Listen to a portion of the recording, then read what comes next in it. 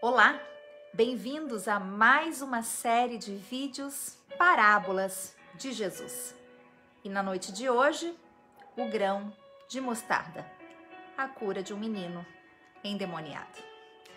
Gostaria, por favor, que vocês abrissem então a sua Bíblia em Mateus 17, 14.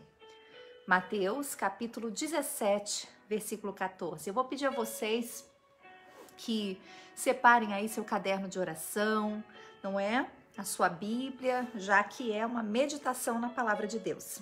Vamos meditar em Mateus 17, 14. Vamos ler juntos então? A versão que eu estou usando é NVT, está bem? A versão que nós usamos normalmente em nossa igreja, tá certo? Diz assim, versículo 14 do capítulo 17 de Mateus. A cura de um menino endemoniado. Quando chegaram onde estava a multidão, um homem aproximou-se de Jesus, ajoelhou-se diante dele e disse: Senhor, tem misericórdia do meu filho. Ele tem ataques e está sofrendo muito. Muitas vezes cai no fogo ou na água. Eu o trouxe aos seus discípulos, mas eles não puderam curá-lo. Respondeu Jesus: ó geração incrédula e perversa, até quando estarei com vocês? Até quando terei que suportá-los? Tragam-me o menino. Jesus repreendeu o demônio e este saiu do menino, que daquele momento em diante ficou curado. Versículo 19. Então os discípulos aproximaram de Jesus em particular e perguntaram: por que não conseguimos expulsá-lo, Senhor? Ele respondeu: porque a fé que vocês têm é pequena.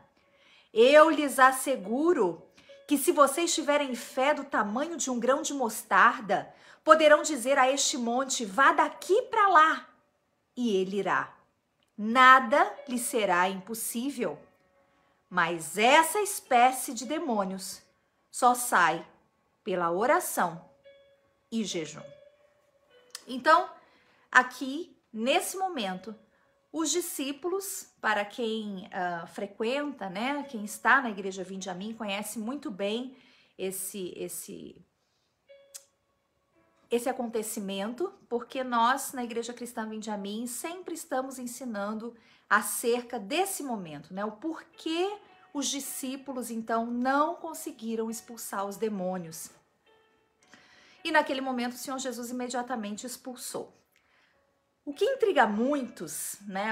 Há uma confusão aí, muitas vezes, em indagações e perguntas que nós recebemos, até por via de WhatsApp, meios de comunicação, porque não foi suficiente o nome de Jesus, né, na boca dos discípulos para expulsar aquele demônio. Pessoal, deixa eu ensinar uma coisa para vocês. O diabo, ele conhece você. O diabo, ele conhece a mim. O diabo, segundo a palavra de Deus, ele anda ao nosso derredor, né? O que é derredor? Estamos nós, ao redor estão os anjos nos guardando e ao derredor está Satanás. Então, os anjos, né, ou o Espírito Santo, para quem tem o Espírito Santo, nos guarda, nos protege, ele está ao redor. E Satanás está ao derredor. Então, Satanás, a Bíblia diz que ele está ao nosso derredor, rugindo como um leão, esperando a quem tragar. Ele fica à espreita, não é? O que é espreita? Ele fica só observando. Então, ele conhece muito bem a nossa conduta. E é por isso que muitas vezes vemos, em alguns casos, em determinadas igrejas, pessoas que não estão preparadas espiritualmente e que querem executar, né, a expulsão de um demônio como se isso fosse fato simples, porque usando o nome de Jesus tudo podemos, né? Então, a vida daquela pessoa se torna igual ou pior daquele que ela está expulsando demônios.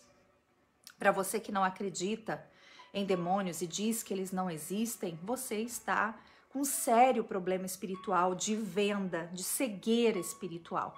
Porque inúmeras passagens bíblicas o Senhor Jesus expulsou demônios e era de uma maneira violenta. Se você ler a Bíblia, a expulsão dos demônios, dos espíritos malignos na palavra de Deus, quando o Senhor Jesus atuava e repreendia, era de forma violenta. Esse, por exemplo, é um.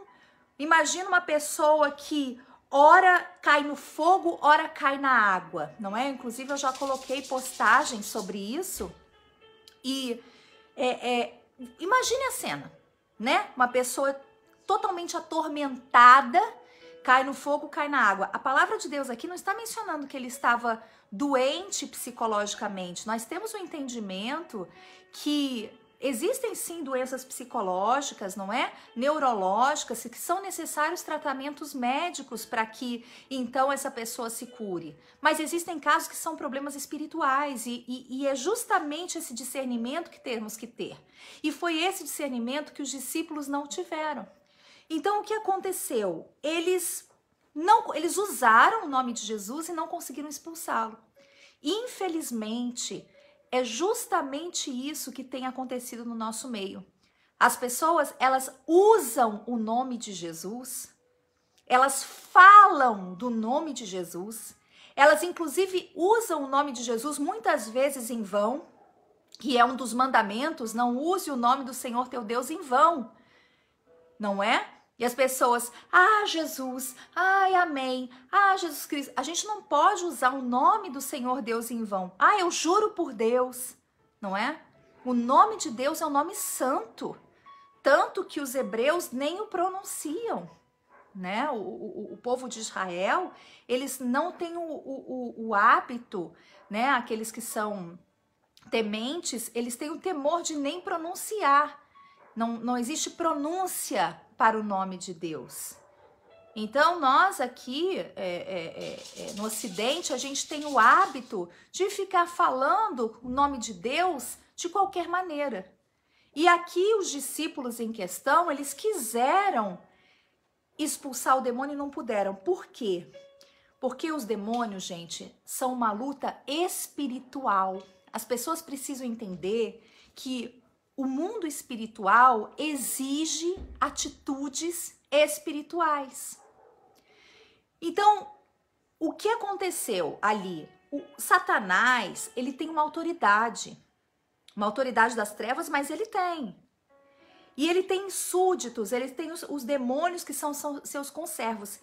E ele tem personalidade e inteligência também. Então ele sabe exatamente se aquela pessoa está em comunhão com Deus. Não basta você dizer, está repreendido em nome de Jesus, como a gente vê muita gente falar. Jogar a Bíblia, está amarrado em nome de Jesus. Se a sua conduta não é uma conduta reta, digna, o diabo não vai ser amarrado. Vocês precisam entender isso. Não é pelo muito falar, não é por palavras, não é jogando a Bíblia, como nós vemos em muitas denominações. Não é você estendendo a mão e dizendo, repreendo Satanás. Tudo isso é válido porque é uma questão de fé. Mas antes de nós agirmos dessa maneira, nós precisamos entender que deve haver uma conduta genuína, um andar, um caminhar com Jesus. Até porque existe outro versículo na Bíblia que fala a respeito do quê? Que os filhos dos sacerdotes, não foi? Tentaram expulsar um demônio, em nome de Jesus. E Satanás olhou para ele e falou, eu conheço Paulo, conheço Jesus, né? Sei quem é Paulo, conheço Jesus, mas vocês quem são? E naquele momento, então, Satanás deixou eles nus, né? Segundo a palavra de Deus. Então, muito além de nós usarmos o nome de Jesus, a nossa conduta deve ser reta diante de Jesus. E o que aconteceu então nesse momento? Eles o problema em questão não estava na superioridade dos demônios, porque tem gente que fala assim, o demônio é muito forte. Gente, não há autoridade maior do que o nome de Jesus. Não há espíritos que não podem ser expulsos pelo nome de Jesus. Porque é pelo nome de Jesus, é como aprendemos, é o nome de Jesus. Só que aquele espírito conhece a sua vida. Aquele espírito conhece a sua trajetória, o que você tem feito, o seu andar naquele dia. Então, ou naquele tempo, né? Não só naquele dia, como o pastor se nos ensina, né? Tem pessoas que querem jejuar só sexta-feira. Não é assim. Às vezes eu não jejuo sexta-feira, não é toda sexta-feira que eu jejuo, mas o meu andar vai discernir quem eu sou diante de Deus. Porque eu jejuo outros dias, um exemplo, eu estou dando a vocês. De repente eu não jejuei na sexta, mas eu jejuo no domingo. Mas muito além da prática do jejum, assim como os religiosos faziam, é a prática da vida com Deus, da comunhão com Deus. Então, o poder e autoridade, como está em Mateus 28, é dado dos céus e da terra para o nome de Jesus. Mas se nós não tivermos uma conduta reta, isso demonstra que a nossa fé é pequena. Por quê? Porque a fé, ela é uma atitude. Não é você dizer, eu tenho fé. Veja até porque o Senhor Jesus fala assim, olha, se for do tamanho de um grão de mostarda. Você que já viu um grão de mostarda, é uma bolinha assim, ó, muito minúscula, pequenininha, muito pequenininha. E Jesus diz, olha, mas se você tiver essa fé e você mandar a vida daqui para lá, vai acontecer, o milagre vai acontecer, né? Ele fala, se você, ele diz, eu lhes asseguro, se vocês tiverem fé do tamanho de um grão de mostarda, poderão dizer esse monte vai daqui para lá. Ou seja, por menor que seja, a questão aqui não é ser pequeno ou grande. Esse pequeno que o Senhor Jesus fala é a respeito da comparação que ele está fazendo com o grão de mostarda. Mas é a conduta, é o andar daquela pessoa. E é por isso que muitos são envergonhados em suas vidas, porque Satanás, ele é espírito. E nós temos que lutar com ele com armas espirituais. E infelizmente, hoje em dia, o jejum está banalizado. Muitas pessoas alegam que Jesus já fez o sacrifício na cruz, que nós não precisamos jejuar, que existem passagens bíblicas, não é? E se apoiam nisso, assim como Jesus quando falava com os fariseus, olha, vocês não têm que ficar jejuando e mostrar para os outros que está jejuando. Quando Jesus mencionou isso para os fariseus, ele estava falando de um ato específico de hipocrisia, porque os fariseus, eles jejuavam para aparecer, eles jejuavam mostrando, né, se flagelando, mostrando que estavam em jejum para se aparentarem santos. O jejum é uma conduta cristã, assim como oração, assim como perdão, assim como tantos outros atos que o Senhor Jesus nos ensina, porque o próprio Jesus jejuou, não é? Jesus jejuou durante 40 dias e 40 noites para fortalecer o seu espírito, para então depois poder dar início e a conclusão do seu ato de sacrifício. Então, você, meu amigo, minha amiga, que não tem o hábito do jejum, você que banaliza o jejum e acha que Jesus já fez tudo por nós e vamos em frente porque nós estamos na graça, muito cuidado, porque, como meu esposo fala, a graça não é de graça. A graça tem um alto preço e esse preço deve ser pago até os dias de hoje. É um preço de comunhão, é um preço de fé, é um preço de obediência, é um preço de renúncia e pronto. Não, não, não. De forma nenhuma.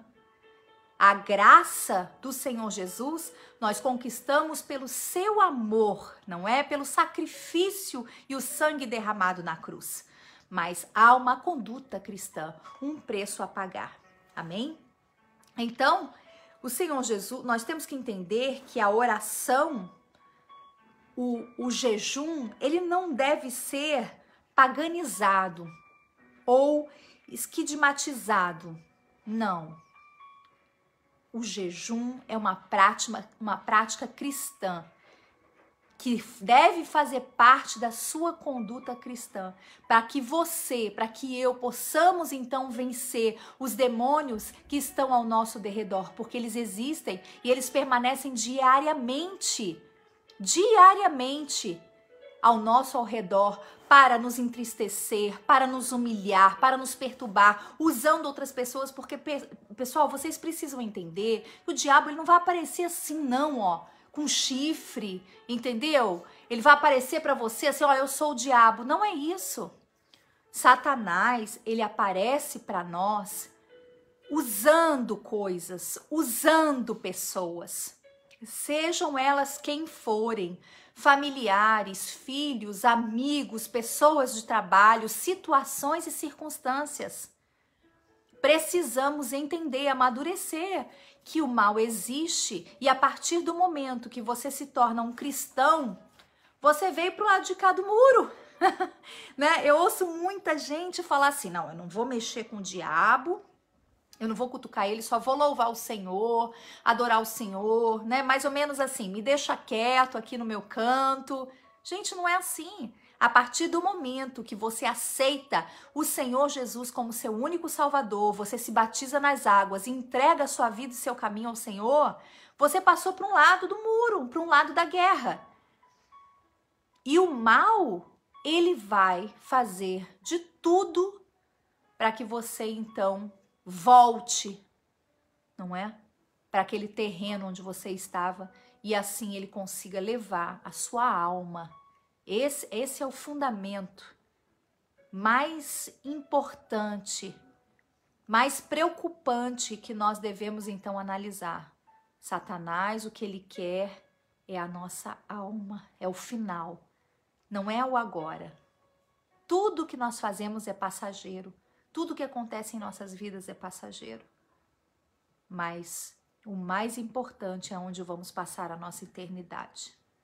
Então, com relação à fé, o que é a fé? Porque Jesus falou da fé. Se você tiver uma fé do tamanho de um grão de mostarda, a fé é a certeza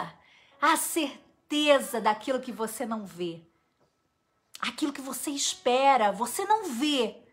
Mas você tem a certeza que o seu Deus é infinitamente mais poderoso do que qualquer circunstância e situação ruim que você esteja vivendo. Pessoal, o dia mau vem para todos, as lutas vêm para todos, as guerras travadas é para todos, para os ímpios e para os santos. Mas de uma coisa nós que buscamos a Jesus temos a certeza, que somos mais que vencedores em Cristo Jesus e Ele nos deu a vitória em sua cruz. E se você tomar posse dessa palavra na noite de hoje, o Senhor Jesus vai se apossar, vai se apoderar de você e você andar numa conduta reta e digna diante dEle, pode acreditar que coisas grandes virão sobre a sua vida. E não me refiro grandes materiais, não, porque isso também faz parte da vida cristã, até porque é uma promessa de Deus, não é? Darei vida em vida com abundância. Mas essa abundância é principalmente uma vida de paz, de harmonia, de vida com Deus, de alegria, de saúde. Essa vida o Senhor Deus tem prometido e quer entregar em suas mãos. Só depende de você, só depende da sua fé e da sua obediência. Ainda que de um tamanho diminuto, como um grão de mostarda. Faça você a sua parte. Lembra a vocês que eu sempre conto para vocês a historinha do elefante, né? Do fogo na floresta, não é? O que aconteceu então? A floresta estava pegando fogo.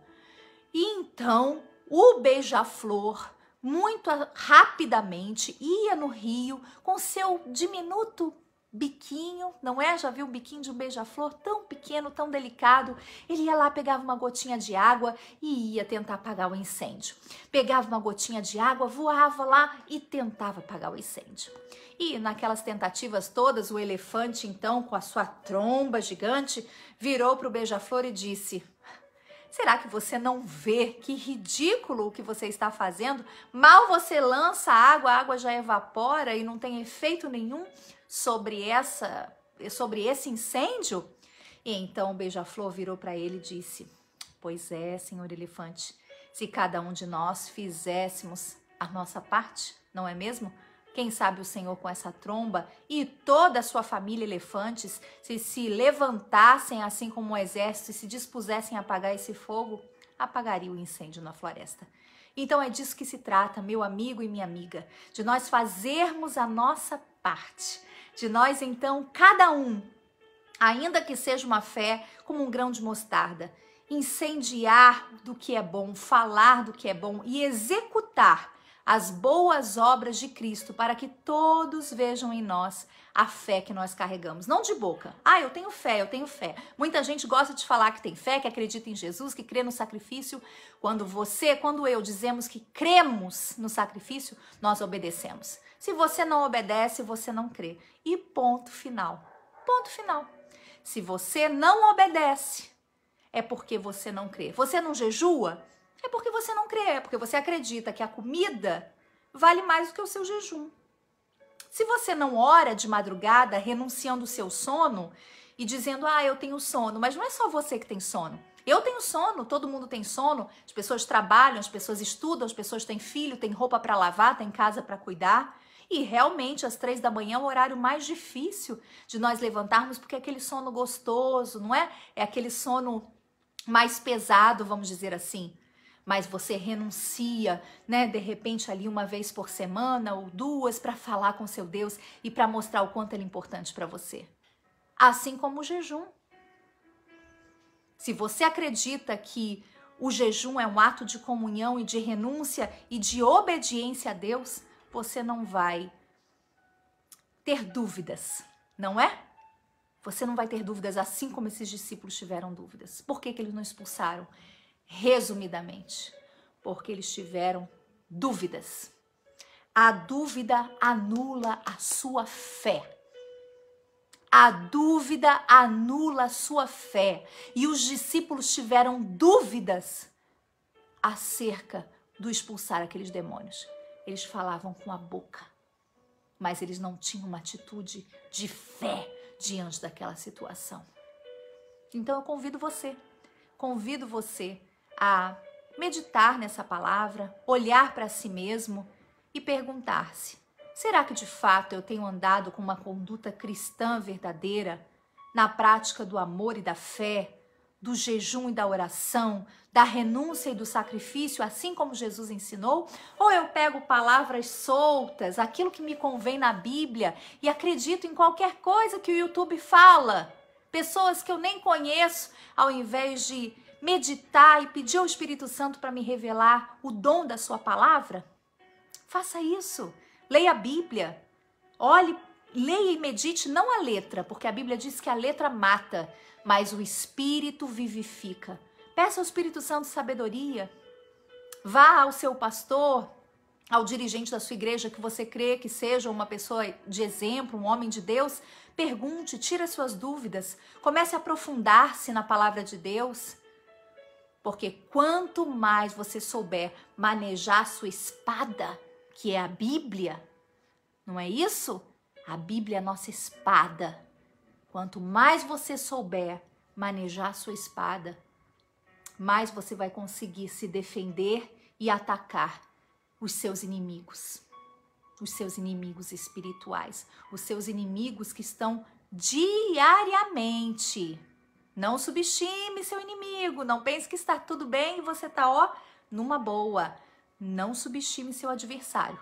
Ele anda ao nosso derredor, todo o tempo, procurando uma falha, um erro para nos tragar. Mas muito maior é aquele que habita dentro de nós e é aquele que nós cremos. Amém? Tá bem? Então, eu espero que você tenha aprendido algo com esse versículo. Põe em prática, pratique o jejum, pratique a obediência, pratique a fé, não banalize o jejum, não ache que é coisa do passado, não entre nessa onda de comodismo, que o dízimo é do passado, que o jejum é do passado, que o sacrifício é do passado, Jesus já fez tudo por mim. É fácil, né?